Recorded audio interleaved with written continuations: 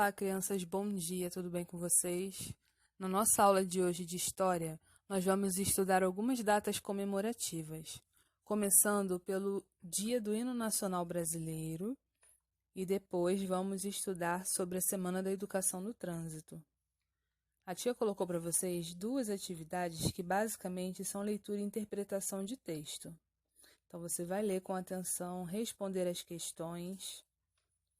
Na segunda atividade, que fala a respeito do trânsito, tem a parte de leitura e interpretação de texto e também uma pesquisa que você pode fazer em forma de redação, respondendo na sua própria folhinha. Para orientar vocês a respeito dessas atividades, eu vou deixar alguns vídeos ilustrativos para vocês. Então assistam a videoaula até o final, prestem bastante atenção, anotem as informações mais importantes que aparecerem nos vídeos. E se você tiver alguma dúvida na hora de realizar a sua atividade, é só entrar em contato comigo, no telefone da secretaria ou pelo WhatsApp da escola, de segunda a sexta, de 8 a meio-dia. O código da nossa aula de hoje é W21.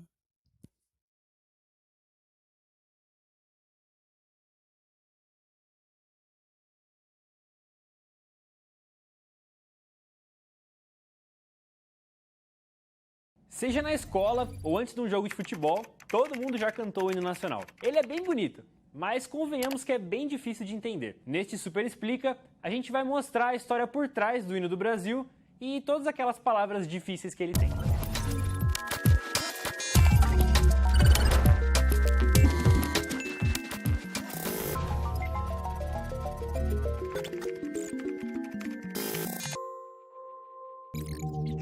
O hino nacional é provavelmente uma das músicas mais cantadas pelos brasileiros, perdendo apenas pro Parabéns Pra Você e essa outra música aqui.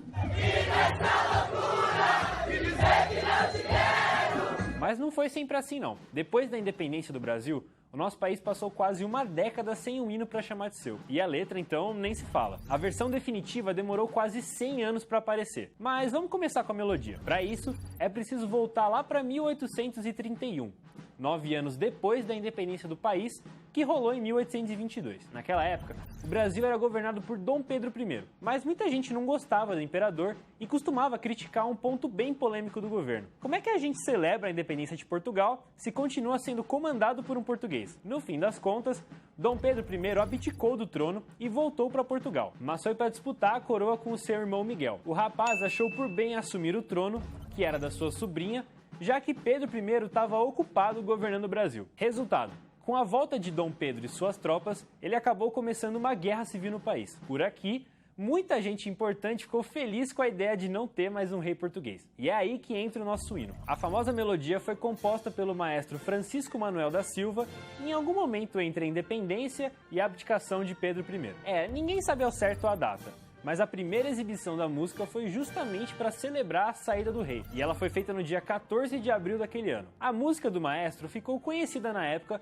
como o hino ao 7 de abril, em referência à data da abdicação. Com a melodia criada, faltava uma letra para completar o hino, e olha que não faltaram opções. Nos anos seguintes, diversas versões foram criadas, uma delas, de 1833, reforçava a defesa da monarquia brasileira e a aversão aos portugueses. Outra versão, de 1841, foi feita para celebrar a coroação de Dom Pedro II. Mas mesmo com tantas opções, nenhuma delas acabou reconhecida oficialmente. Não que isso seja um problema. Até hoje, 3 países possuem um hino nacional sem qualquer letra. São eles Espanha, San Marino e Bósnia e Herzegovina. O Brasil só começou a se mexer para mudar essa situação com a proclamação da República, em 1889. Para celebrar o início do novo regime, o governo provisório organizou um concurso para escolher um hino nacional totalmente novo. O objetivo dos republicanos que tomaram o poder era criar novos símbolos para o país, para dar mais força à mudança política aqui no Brasil. Quem venceu o concurso foi uma música composta por esses dois caras aqui, Leopoldo Miguel e José Joaquim de Campos da Costa de Medeiros e Albuquerque, ou nominho comprido. Só tinha um pequeno problema. A população já estava acostumada com o hino que já existia e não curtiu muito a mudança. Em um decreto do ano seguinte, o presidente Marechal Deodoro da Fonseca voltou atrás e manteve a música antiga. Mas a dupla vencedora não saiu de mãos abanando não. O prêmio de consolação foi transformar a música que eles tinham criado no hino da Proclamação da República, que você provavelmente não deve saber a letra.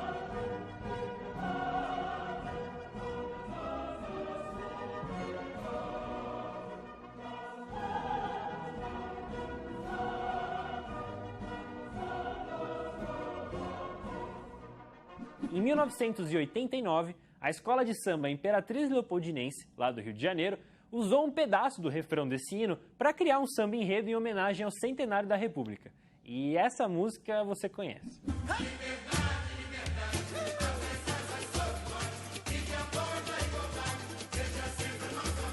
A letra do hino que conhecemos hoje só foi criada em 1919 pelo poeta Joaquim Osório Duque Estrada, que nasceu 5 anos depois da morte do Manuel da Silva, o cara que compôs a melodia. A letra foi oficializada pelo presidente Epitácio Pessoa no dia 6 de setembro de 1922, apenas um dia antes das comemorações do centenário da independência do Brasil. Pois é, não é só você que deixa para fazer os trabalhos de última hora. Mas por que será que o nosso hino tem umas palavras tão complicadas? Acontece que Duque Estrada era um poeta influenciado pelo parnasianismo, um movimento que surgiu na França do século XIX e que tinha como objetivo retornar aos valores clássicos da literatura. Uma das características desse movimento era usar a linguagem da maneira mais inusitada possível. E daí os autores procuravam, de propósito, algumas das palavras menos usadas e mais rebuscadas do nosso vocabulário. No Brasil, o parnasianismo foi bastante marcante e influenciou vários autores, dentre eles o poeta Olavo Bilac, que, entre uma ou outra poesia mais rebuscada,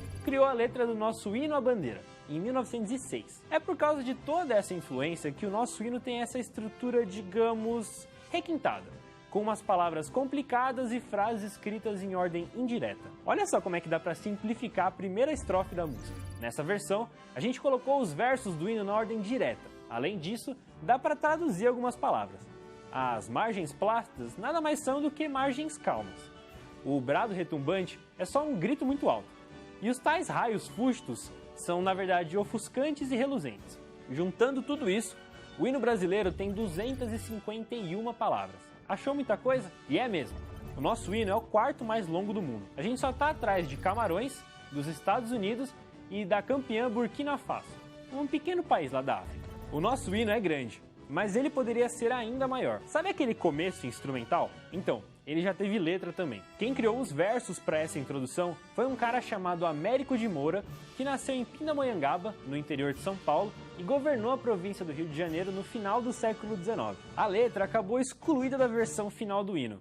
E olha, ainda bem que isso aconteceu, que é dar um trabalhão decorar isso aqui. Espero o Brasil que todos unais com o vosso dever. E avante, brasileiro, sempre avante. Gravai no buril dos fatos anais do nosso poder. Ei, avante, brasileiro, sempre avante. Servir o Brasil sem esmorecer, por todo monarca, o dever, na guerra e na paz, a sombra da lei, a coisa gentil, do lado aqui, do belo Brasil. Ei, Assus, ó, Sus. Esse foi o segundo episódio do Super Explica. Comenta aí o que você gostaria de ver no nosso canal. Valeu e até a próxima!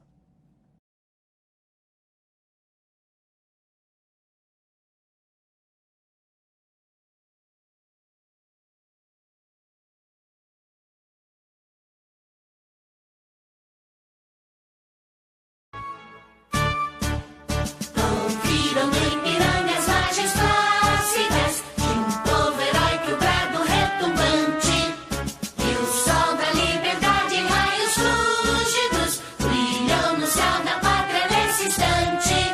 Seu penhor dessa igualdade conseguimos conquistar com braço forte. Em teu seio, ó liberdade, desafio nosso peito à própria morte.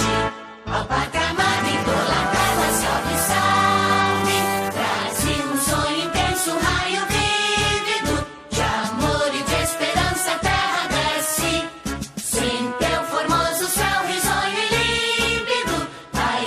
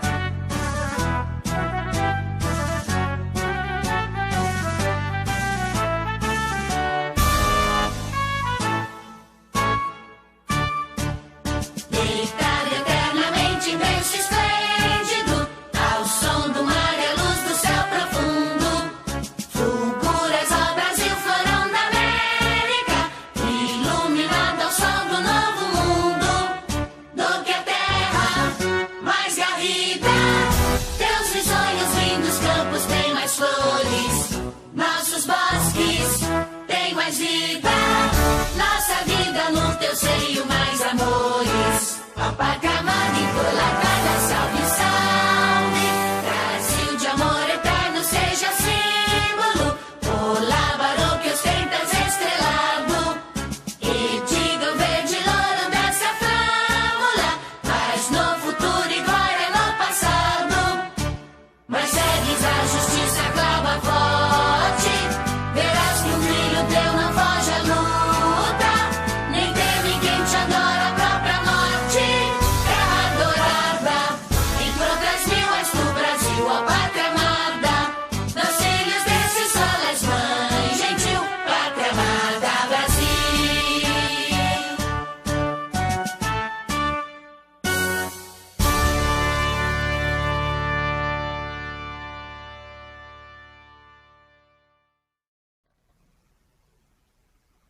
O trânsito e suas regras.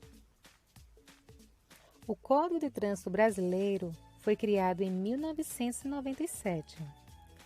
Ele permite organizar o movimento das ruas, garantir a segurança de pedestres e motoristas, proporcionar uma boa convivência entre as pessoas no trânsito, informar os direitos e deveres dos pedestres e motoristas.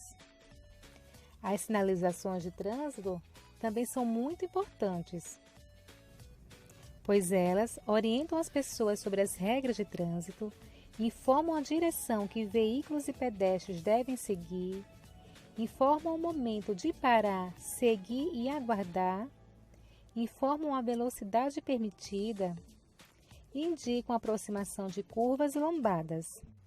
Alguns dos sinais de trânsito são a lombada, proibido estacionar, área escolar,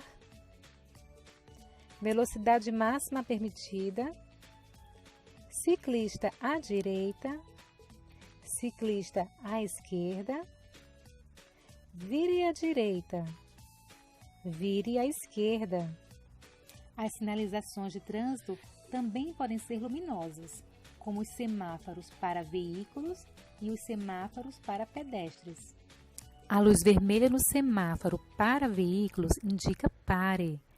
A luz vermelha no semáforo para pedestres indica travessia proibida, ou seja, proibido atravessar. A luz amarela no semáforo para veículos indica atenção.